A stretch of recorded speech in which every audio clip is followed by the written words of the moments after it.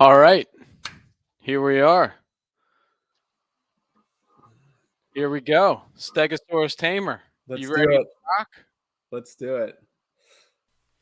Bum bum bum bum Drama. bum.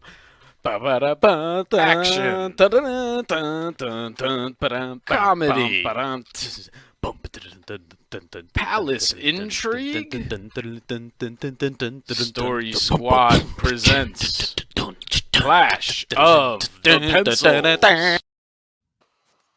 Wow. All right. It's really tightening up. Takes my breath away every time.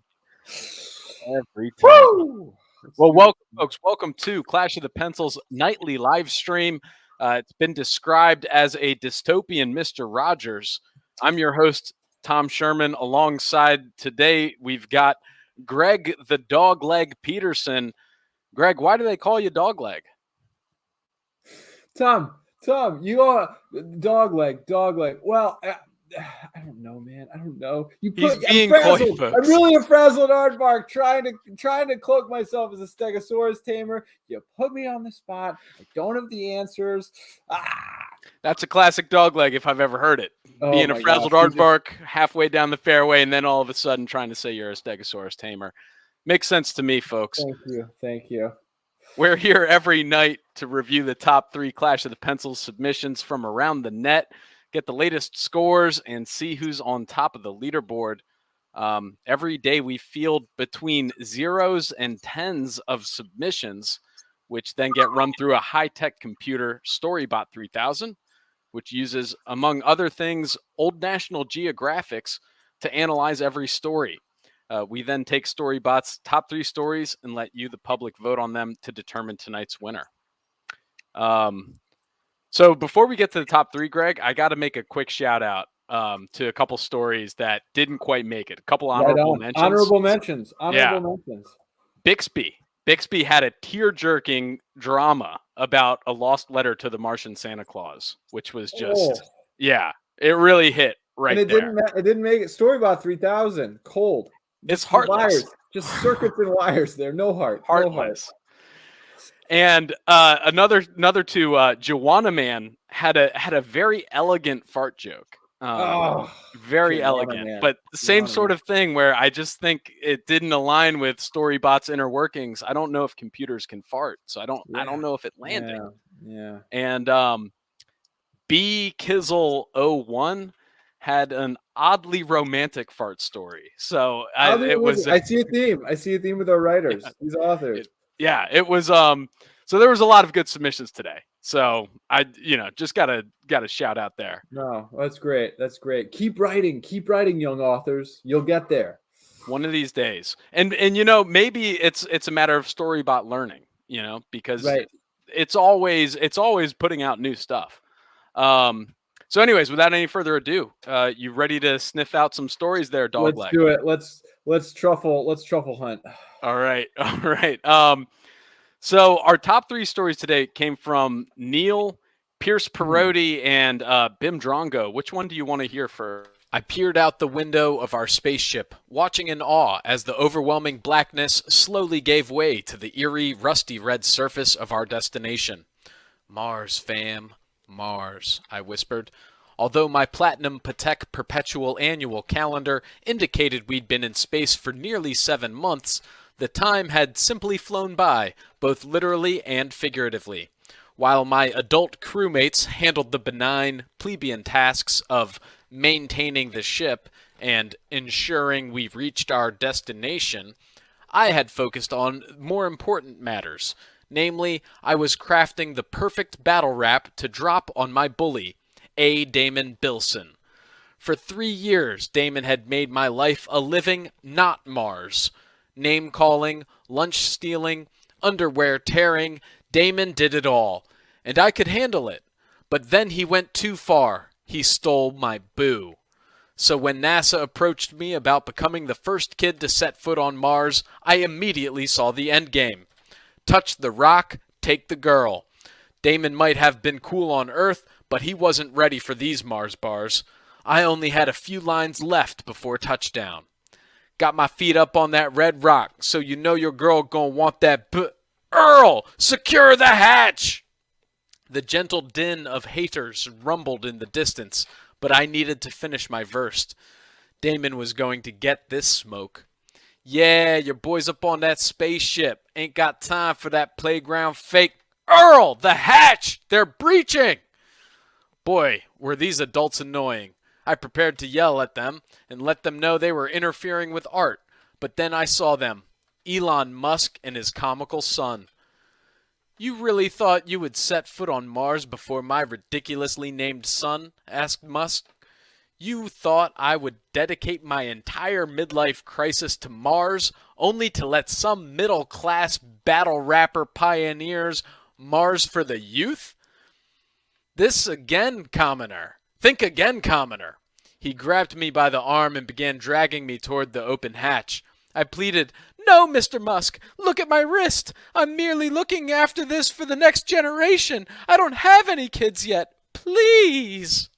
Alas, Mr. Musk could not have cared less for me, for Swiss horology, or for Swiss less for me or for Swiss horology. Cackling, he pushed me into the atmosphere. As I tumbled through space, back into that all too familiar blackness, I whispered, I got 99 problems, and a Musk is one.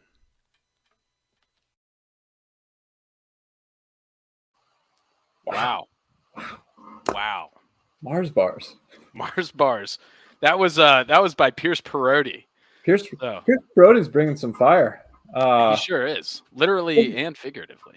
Wasn't there an Elon Musk reference in Pierce Perotti's submission in the pirate story yesterday? If I'm recalling Indeed, correctly. yeah. There is certainly a theme there. There is a theme. It's a nice preoccupation as a centralizing antagonist. Yeah, interesting. Interesting. That is quite. We can dig into that a little bit more. I mean, not now, but we should investigate that at some point. This had it all though. Swiss horology. I love the backstory of the character. What I love about this is that we see that, even a kid doing interplanetary space travel has the problems all of the kids, junior high, upper elementary school have. They're still just trying to get respect. They're still bullies. They've seen it all. Yeah. I mean, it's the ultimate fantasy, right? Of being able to leave Earth and become the coolest kid on another planet, even if that's because you're the only kid on that planet. I mean, you have to be the coolest. So it's like, because he wants to leave his bully behind. He was being bullied on Earth, and then he was like, oh, if I go to Mars, everything will be different if I just go to Mars. And what did he find on Mars? Elon Musk is already there, ready to bully. And he was getting bullied, He was getting bullied. Wow. It's regardless of where you go. There's always pretty poetic, honestly. Yeah. And we can only assume that that's exactly what the author wanted to us to take from it. I mean, it's it's a very circular. So the characters were strong. Strong characters. What about the setting and the setting of it all? Setting early on, it had some great descriptions of the Red Rock. It had the hatch. I love the interruptions of the dialogue when the Mars bars were just starting to drop. That brought us back into the space capsule, like the hatch, secure the hatch. Like, so we got a lot of the setting woven into the dialogue. So I thought that was pretty cleverly done. Strong setting, got some visuals, but it's a voice-driven piece. The quotes, right? Well, that's what it seems like the setting is really this kid's head. You know what I mean? It's all up here, and he gets dragged out of it back to the with the Earl the hatch, and he's got to deal with adults and all that. So but the ship, there's not much description to the ship. There's not, what I mean? So you're pulled out, but you're just kind of pulled out to this nondescript. Life's a battle rap stage, right? Like, right. Regardless of where this is, it was a battle rap stage. Right. Exactly. And so, and so then let's take that out into plot. How did you feel about, it was an interesting sort of misdirection, and you kind of touched on it earlier where, it kind of comes full circle into, the kid's still being bullied no matter where he goes. And so that's kind of like the climax, right? Is he's about to shake off his bully, and yet he just can't escape being bullied. Yeah, and it's like the way to escape being bullied is to find your voice and spit hot verses in Mhm. rhyme. And Mhm. in preparing to go after his, middle school attacker, he then ends up getting, he's got 99 problems and a Musk is one. It's just Mhm. another rap battle that he needs to win. So he already has the tools. But do you think he's going to be able to win it? I feel like he's going to asphyxiate out in space. he might asphyxiate. That's interesting. The You Swiss know? horology, also interesting. Right? Yeah, that was work that in there, and Work that as in well there. as the Patek perpetual Yeah, no, it's very annual specific. calendar. It's very That specific is an horology. interesting Yeah. product. Is this? Do you think Peroti's out here getting sponsored by Patek Anything's perpetual annual possible right calendar? now on the internet, Tom. We don't know. I That's. wouldn't put it past those wily dogs at Patek Philippe.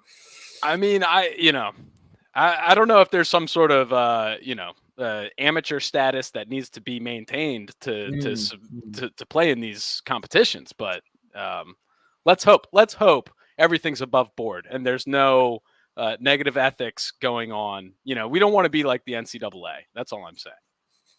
We want to keep things above board. Above board. Yeah. We want our authors to own their likenesses. Get all that's what's coming to them. That's a fact. All right, so you want to move on to the next story, or anything else? Strong opener. Mars bars. All right, what do we got next? Well, we've got a choice between Neil and Bim Drongo. Which one would you like to hear? Bim Drongo's we've seen Bim Drongo do some pretty elegant dialogue in Scottish verse or Irish verse, as I remember last time. Right. Let's see what we got cooking today. Let's see if they can keep up with that precedent. Out your window to the left is Olympus Mons. We'll be docking at Virgin M15 hookup station in about 5 minutes, Richard Branson said over the intercom, his alabaster veneers luminescing in the molten red backdrop of Mars. Thanks for flying Virgin Air. Get ready to make history, herstory, and their story. I've been in the farm system since I was 5. 10 years now. Training, adjusting to the Barnett suit. You know how hard it is to be on no fap as a teen? I was made for Kredu Schinkelflop. Wake up, son, Branson's teeth champed, standing over me. We experienced catastrophic turbulence. You've only been out a couple of minutes, but we need to get you to the infirmary now. I looked down at my mangled legs. First I thought, how did all this Mars mud get on me and in my pants? But that wasn't Mars mud. I was bleeding and losing. I was blacking out. Sizzle, beep, crack up. Welcome back, my boy, Branson said. Where am I? What happened? I asked. You've been in a coma for about a year Earth time. You sustained trauma to your legs upon landing on Mars. I know you want to be the first kid to walk on Mars, but you likely won't walk again. I want you to know the mission will be accomplished. Going forward, I'm identifying as a kid, and will take the walk on Mars as the first kid. Let's go!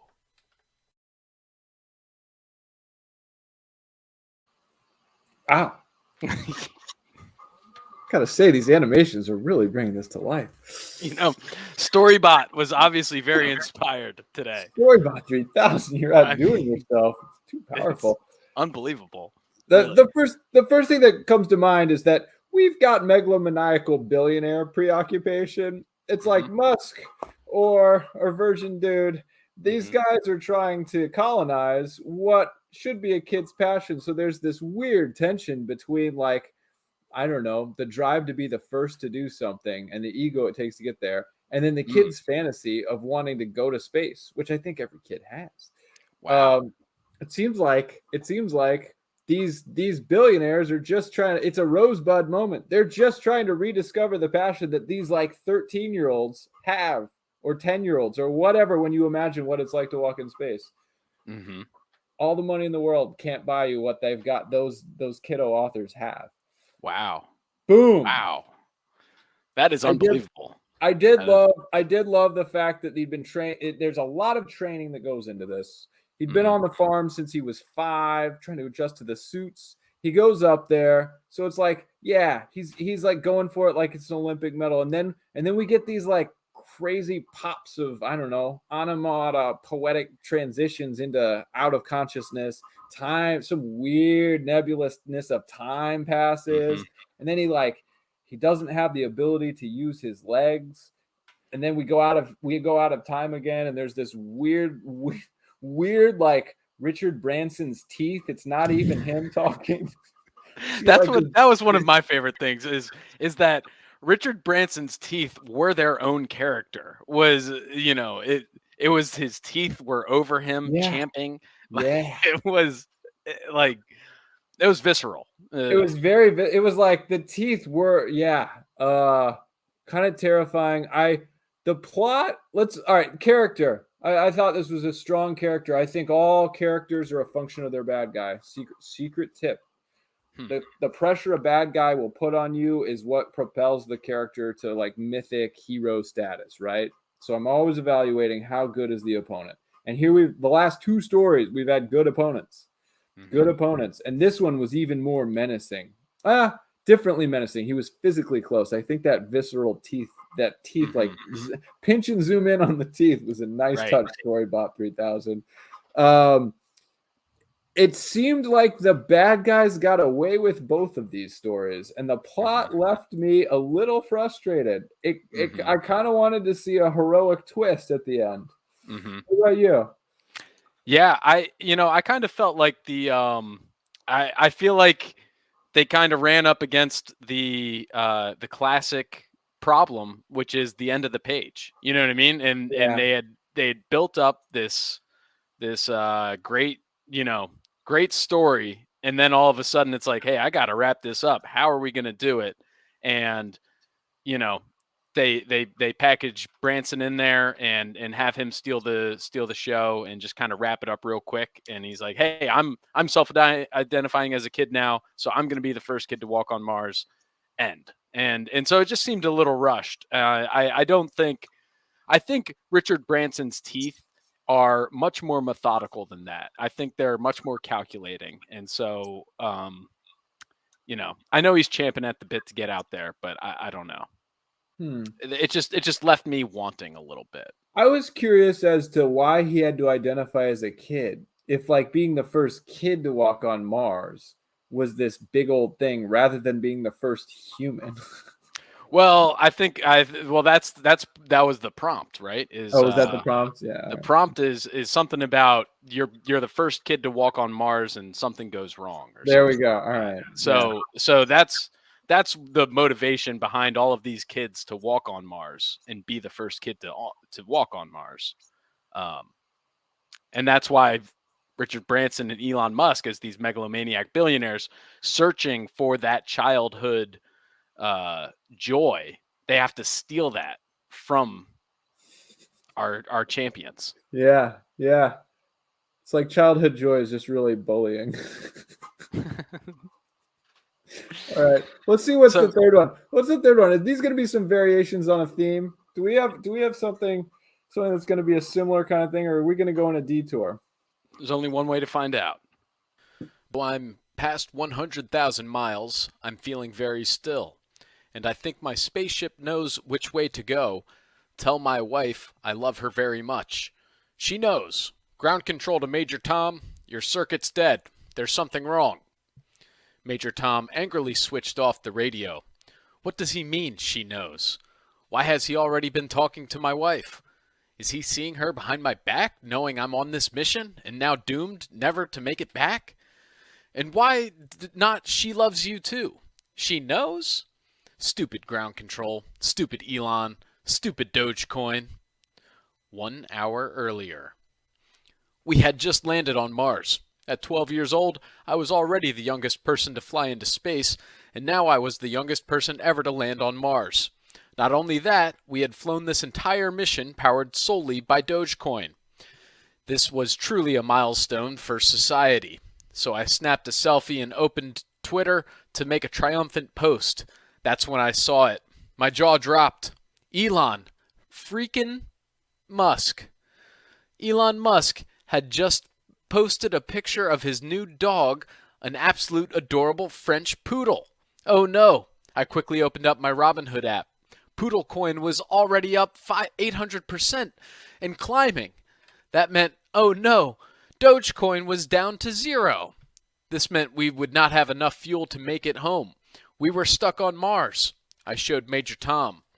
No worries, he said. We have aerospace engineer Matt with us, and this is what we brought him along for. Matt, what do we do?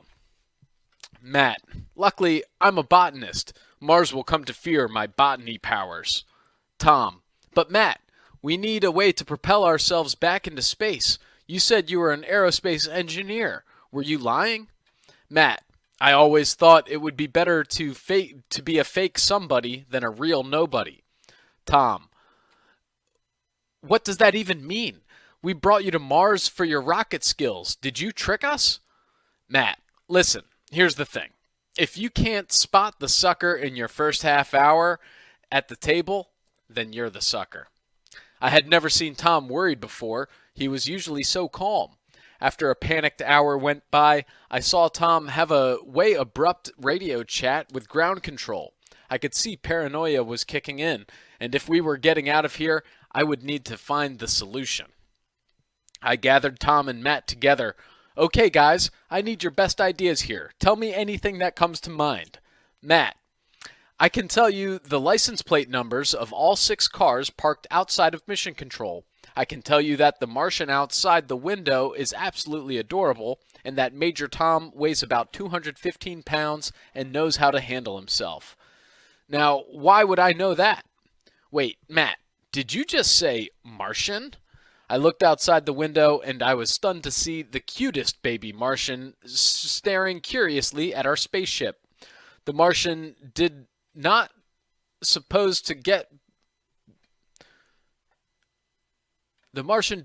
appear to be threatening, but then again, what did it matter when we had insufficient Dogecoin fuel and were quickly running out of oxygen?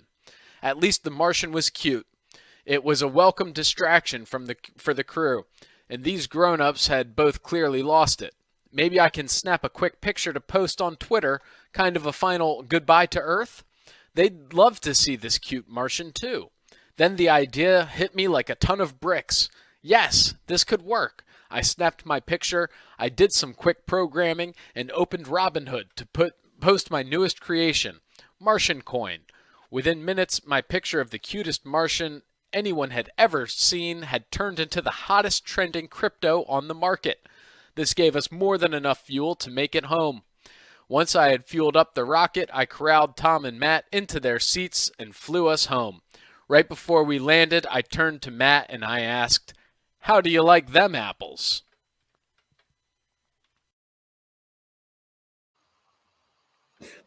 Wow. Stunning. There was a lot going on in there. Lots to unpack, honestly. So I think one of the most interesting things here is like the first quarter of the story was from Major Tom's perspective, and then we get reeled back into the perspective of this child apparently that's watching Major Tom and Matt, and then save the day. So it started with a regular story, and then we just get dialogue like it's a script right in the middle of it. If I remember the things right, right. I was begging the question: is Matt Damon? there were a lot of Matt Damon famous movie lines in there. If I'm picking up what Neil was putting down. I've always thought it better to be a fake somebody than a real nobody. I thought that was an interesting line to put in something about Dogecoin and cryptocurrency, and the fact that they were able to finance this with something that doesn't really exist based on I don't know, other people's belief in it. It was interesting that Elon Musk was yet again the villain, although this time because he's pumping crypto via Twitter and not necessarily stealing the childhood feeling of walking on Mars. It was more just a reality-based Elon Musk of something he might be doing right now, which is right. pumping and dumping cryptocurrencies. And Twitter was in this. There was like interstellar Twitter. There was like you're still hooked to your device on another planet. You have your Robinhood app. You can mint something based on the cuteness of a Martian and then you can finance your entire journey back to Earth based on that. Yeah. That's wild. They were almost stranded on Mars, that was quite a predicament. As far as the plot goes, it was a very strong plot because very strong. You're there, you're on Mars, you're stranded, and you've got Matt Damon out there, and he's worthless. I mean, he's talking about botany. He's giving you management advice. Like he's not he's not out there doing what he's supposed to do. Although at the same time, he did save the day. Because he spotted the Martian. That's how he saved the day. I mean, he did. If he hadn't said there's a Martian out there, the kid wouldn't have noticed. The kid was out there trying to deal with all the issues that the adults weren't solving. And he clearly had to have a ton of Twitter followers in order to finance this thing instantaneously. You can't just post this and back an NFT without a wide following. Well, he was the first kid. It was a societal moment. He said it was the first mission that was financed by Dogecoin. It was the first human mission to Mars or kid mission to Mars. So, just that celebrity alone, you would think would give you the. But it makes you wonder how fickle American society is that they would just let Dogecoin go to zero and leave 3 American heroes. Yeah, stranded. Kid heroes. Yeah, and ground control just wrote them off. You know what I mean? Ground control was like, yeah, she knows. Yeah, okay, yeah. She knows you're dead in Mars. Yeah. That was tough. There was a lot. There was a lot going on. There was a lot going on. I'd say plot was incredibly intricate and plots within plots and almost stealing other sort of movie plots and movie lines to make it was an interesting kind of collage. Character development, pretty strong. I feel like I knew this, but it's like all the characters, the bad guys were already known commodities. We didn't have anyone inventing a bad guy. Mm-hmm. And then what do you think about setting? We got a cute Martian. Yeah, it was there wasn't really much description about the setting and it was a very dialogue heavy sort of affair. It's like even on Mars, you're still buried in your phone, just posting on Twitter. You're just like in it. You're just on your feed. There is no galactic sublime to like try to look out into. You're still you're just like trapped in your the Robinhood push notifications. How are my stocks? Yeah. So yeah, I don't know. I mean, setting. I don't know. I think that was the weakest part of this story. Should we see how America voted? Or the internet. The internet. This is a global phenomenon. What am I saying? This is right. This is let's see. We'll pull up the scoreboard and let's see. Just for a refresher, we did have Pierce Perotti on top and Neil, followed by Kathy, Addie B, and Bim Drongo. We'll refresh the page, see what we got. All right. So for the daily. Look at that. Pierce Perotti coming in with the #1 story of the day. And, oh, wow, B. Kizzle. That's a high score. He wasn't even in the top 3. But he's up there above second place where Bim Drongo came in. And then Neil coming in third there with 115. So interesting. I mean, I think Neil might have actually lost some points for like being in the top 3, I mean, because sort of like B Kizzle here is at 145. I think Neil might have been up there on the daily score, and he kind of got That's a bug, not a feature, Tom. Oh, that's a feature. I think I think that's a feature big time. Big time. So let's look at the current weekly standings. Pierce on top, Pierce Perotti with 330 points. Neil with a strong 262 behind him. Bim Drongo at 255 coming up into third place. B. Kizzle at 219. And then we're dropping down a good 50, 60 points to get to Joanna Man, Champion, Kathy Addy B, and Bixby. Let's note that Kathy Addy B, she didn't even submit today. She, you know what I mean? She just dropped it. It's a marathon, folks. It's not a sprint. And, she might have had some firepower yesterday, but apparently used up all the juice. All right, what's coming tomorrow? Okay. What I gotta go at the bottom of the hour, folks. That's fine. You're part of a crew exploring a new world, and venture out to meet leaders from a newly discovered tribe of native inhabitants. Write a scene in which you negotiate peace between the two groups. That's ambitious. Wow. That is ambitious. That is very ambitious. I'm excited with an asterisk to see the entries. I'm terrified. Well, that's why I have an asterisk next to it. So many ways. It's this could go a lot of places. I'm interested to see how Elon Musk might come into play here, and as I assume he would. And otherwise, yeah. Any final thoughts out there for the for the people? No, solid day of stories. Good work, top three. Good work, everyone. You heard it. You heard it from the horse's mouth. So, all right. Until the next time, we'll see you out there on the paper.